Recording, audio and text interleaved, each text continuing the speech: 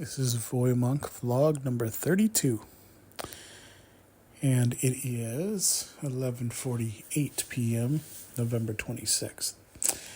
And, thinking about growing up and some of the memories that I had, I would say probably the biggest thing that filled me with excitement being a poor ghetto kid growing up on public assistance and having no father and watching a lot of TVs and movies was the fact that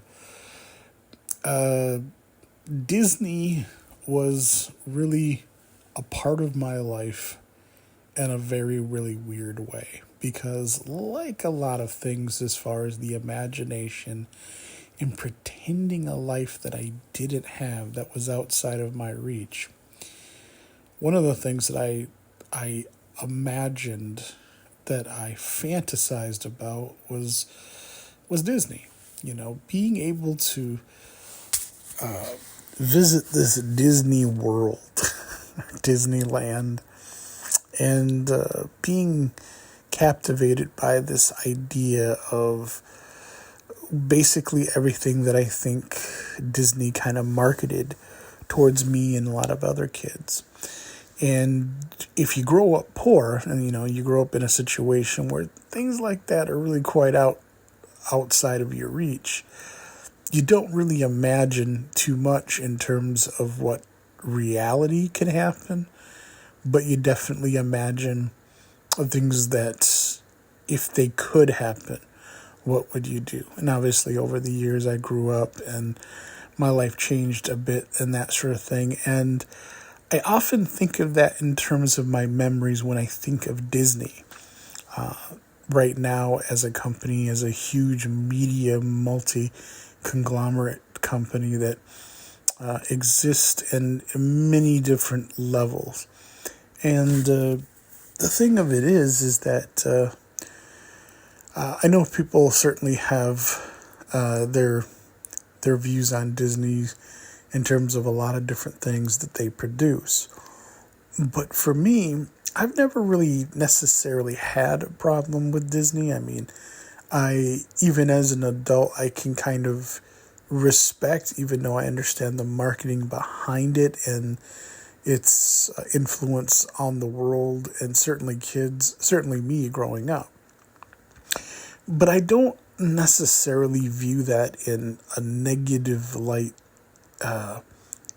in its total. I look at it as something to where people kind of, I think, like myself, even if it was more attainable, I think Disney's When You Wish Upon a Star type of agenda, which obviously drove a lot of parents who could afford or actually couldn't afford, to make that pilgrimage in a way to, I want to, hopefully that doesn't offend anyone, but makes that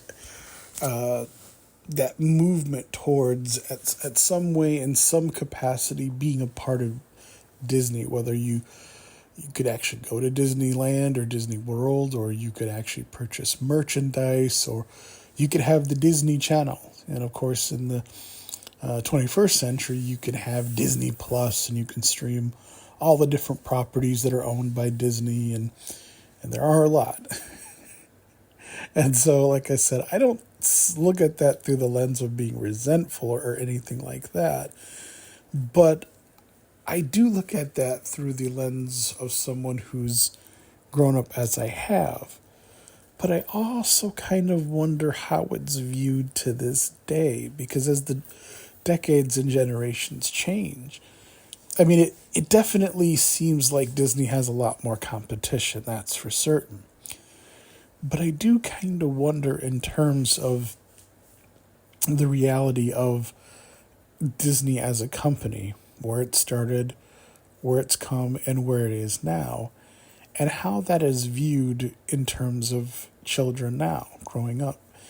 And not just Disney. I'm not trying to pick on Disney either, but there's certainly a lot of other things that are particularly geared and focused on when it comes to younger kids and other demographics as well, not just kids. And so I do kind of wonder about that in terms of the reality of where Disney kind of sits in terms of those who do appreciate it, who may not necessarily have a seeing red type of reaction just at the mere thought or the mention of Disney, in the same way that, some people have the rose-colored glasses and love everything about Disney, and it can do no wrong or no fault. But I just do kind of wonder about.